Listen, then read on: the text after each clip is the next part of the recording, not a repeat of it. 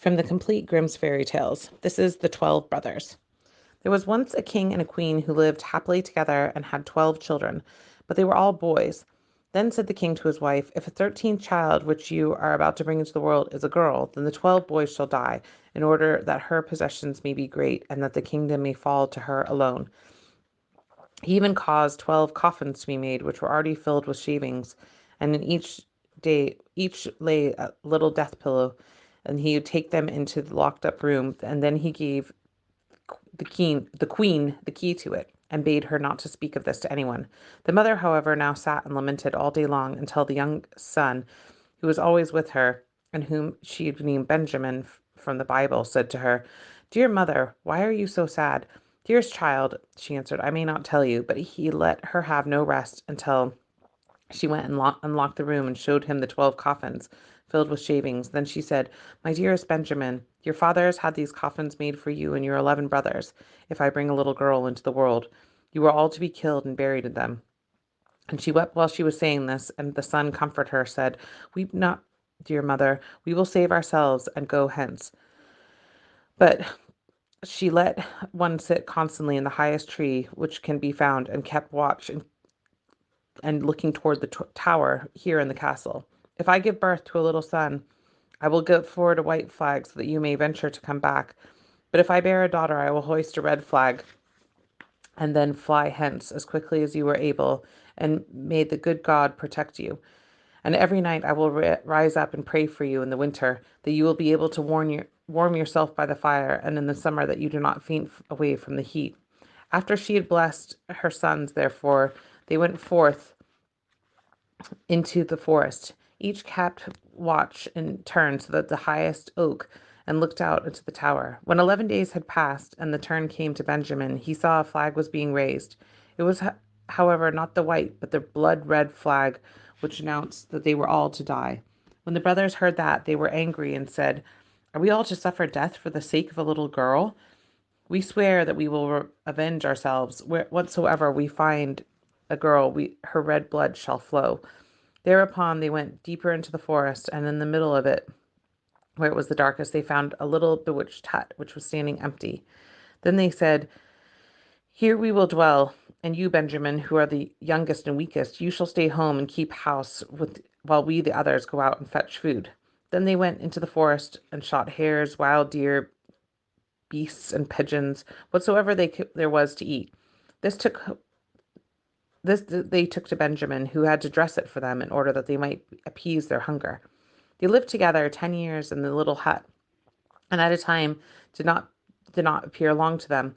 The little daughter, which their mother the queen had given birth, was now grown up, and she was good of heart and fair of face, and had the golden star on her forehead. Once there was a great Once on a great washing, she saw 12 men's shirts among the things, and she asked her mother, "To whom do these 12 shirts belong? And they are all far too small for father." Then the queen answered with a heavy heart, "Dear child, these belong to your 12 brothers." She said, "Where are my 12 brothers? I have never heard of them." She replied, "God knows where they are. They are wandering about the world." Then she took the maiden and opened the chamber for her, and showed her the 12 coffins and the shavings and the death pillows. "These coffins," she said, "were destined for your brothers, who went secretly away before you were born." And she related how everything had happened, and then said to the maiden, "Dear mother, weep not. I will go back and seek my brothers." So she took the 12 shirts and went forth and straight out into the great forest. She walked for the whole day, and into the evening she came to the bewitched hut. Then she entered it and found a young boy, who asked, "From whence do you come, and whither are you not bound?" And was astonished that she was so beautiful, and wore royal garments, and had a star on her forehead. And she answered, "I am the king's daughter, and I am seeking my 12 brothers, and I will walk as far as the sky is blue until I find them." And then showed him the 12 shirts which belonged to them. Then Benjamin saw that she was his sister, and said, "I am Benjamin, your youngest brother." And she began to weep for joy, and Benjamin wept also, and they kissed and embraced each other for the greatest love. But after this he said, "Dear sister, there is still one difficulty. We have agreed that every maiden whom we shall meet shall die, because we are been obliged to leave our kingdom on account of a girl." And then she said, I am willing to die if doing so can save my 12 brothers. No, answered he, you shall not die. Seat yourself beneath this tub until the 11 brothers come, and then I will soon come to an agreement with them. She did so, and when it was night, the others came home from hunting, and their dinner was ready. And as they were sitting at table and eating, they asked, what news is there? Said young Benjamin, don't you know anything? No, they answered. He continued, you have been in the forest, and I have stayed home, and yet I know more than you do? Tell us then, they cried. He answered, but you promised me that the first maiden who meets us shall not be killed. Yes, they all cried, she shall have mercy, only do tell us. Then said he, our sister is here. And he lifted the tub, and the king's daughter came forth in her royal garments with a golden star on her forehead. And she was beautiful and delicate and fair, and they had all rejoiced and fell on her neck and kissed her with love and that was in their hearts. Now she stayed home with Benjamin and helped him with the work. The 11 went into the forest and caught game and deer and birds, wood pigeons that they might have for food, and the little sister and Benjamin took care to have it ready for them. She sought for the wood for cooking and herbs from vegetables, put the pans on the fire so that the dinner was always ready when the 11 came home.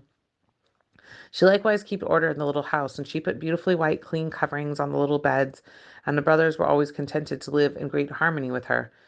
Once upon a time, the two at home had prepared a wonderful feast when they were all together, and they sat down and ate and drank, and were full of gladness. There was, however, a little garden belonging to the bewitched house, wherein there stood 12 lily flowers, which are likewise called student lilies. She wished to give her brothers pleasure, and plucked the 12 flowers, and thought she would present each brother with one while at dinner.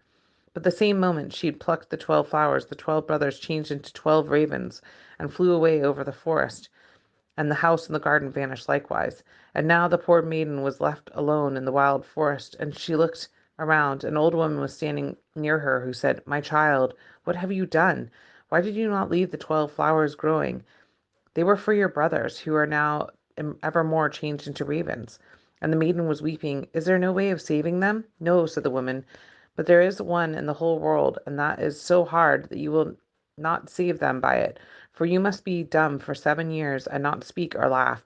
And if you speak one single word with only 1 hour, or go 7 years and is wanting, all is in vain, and your brothers will be killed by one word. Then said the maiden to her heart, I know with certainty that I shall set my brothers free, and went and sought a high tree, and seated herself and spun, and neither spoke nor laughed. Now it so happened the king was hunting in the forest, who had a great greyhound, which ran onto the tree, and the maiden was sitting, and sprang up onto it, whining and barking at her. Then the king came by, and saw the beautiful king's daughter with the golden star on her brow, and was so charmed by her beauty that he called her to ask if she would like to be his wife. She made no answer, but nodded with her a little with her head. So he climbed up to the tree himself, and carried her down, and placed her on his horse, and bore her home. The wedding was solemnized with great magnificence and rejoicing, but the bride neither spoke nor smiled. When they had lived happily together for a few years, the queen's mother, who was a wicked woman, began to slander the young queen, and said to the king, this is just a common beggar girl you have brought back with her. Who knows what wicked tricks she practices secretly? Even if she is dumb and not able to speak, she might still laugh for once. But those who do not laugh have a bad conscience. At first the king would not believe her, but the old woman urged this for so long and accused her of so many evil things that at last the king let himself be persuaded to have her sentenced to death. And now a great fire was lit in the courtyard in which she was to be burnt, and the king stood above the window and looked on with tearful eyes, because he still loved her so much.